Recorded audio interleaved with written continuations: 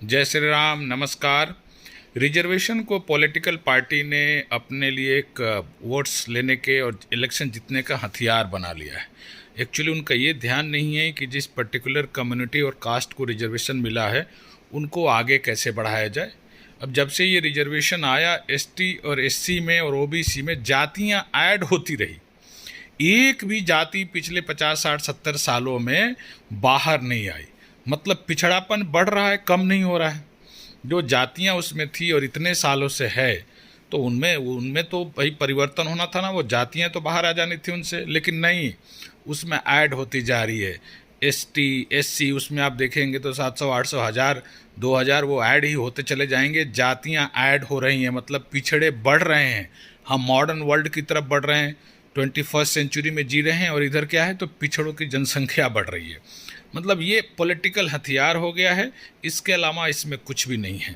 दूसरा चीज़, इस रिजर्वेशन से उस क्लास को ही, उस एसटी एससी और ओबीसी को ज़्यादा प्रॉब्लम हो रहा है, क्योंकि वो अपने मेरिट्स के ऊपर ध्यान नहीं दे रहे और सरकारें भी उनको पॉलिटिकल वेपन्स के रूप में यूज कर रही है। भाई सबको आप जॉब नहीं दे सकते, दैट इज़ कन्फर्म।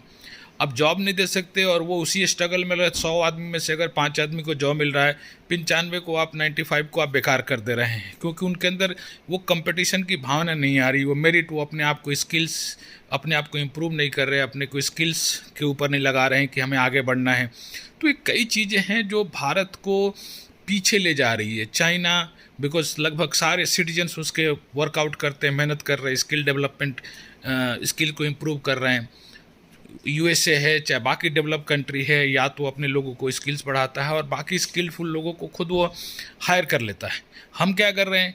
हम केवल वोट्स बैंक की पॉलिटिक्स में लगे हुए हैं।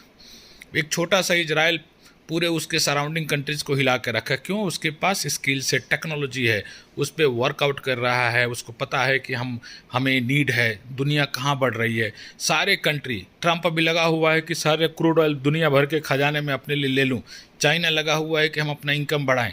हमारी सरकार 17 लाख करोड़ की बोरोइंग करेगी साल में और 9-10 लाख करोड़ को फ्री में बांट देगी। इंफ्रास्ट्रक्चर क्रिएट नहीं करेगी जिससे लोगों को रोजगार मिले, फ्री में बांट देंगे तो भैया वोट्स मिलेगा।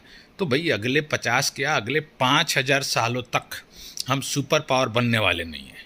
क्योंकि जब तक ये पॉलिसी रहेगी, मैं किसी कास्ट और उस पर नहीं हूँ, मैं कह रहा हूँ कि सभी भारतीय समान हैं और सबको समान अधिकार और सबको अच्छा बढ़ाया जाए आगे, तभी भारत आगे बढ़ेगा।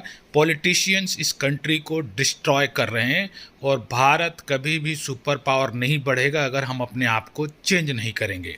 इस चेंज से कुछ नहीं होने वाला वोट बैंक पॉलिटिक्स में। जय हिंद।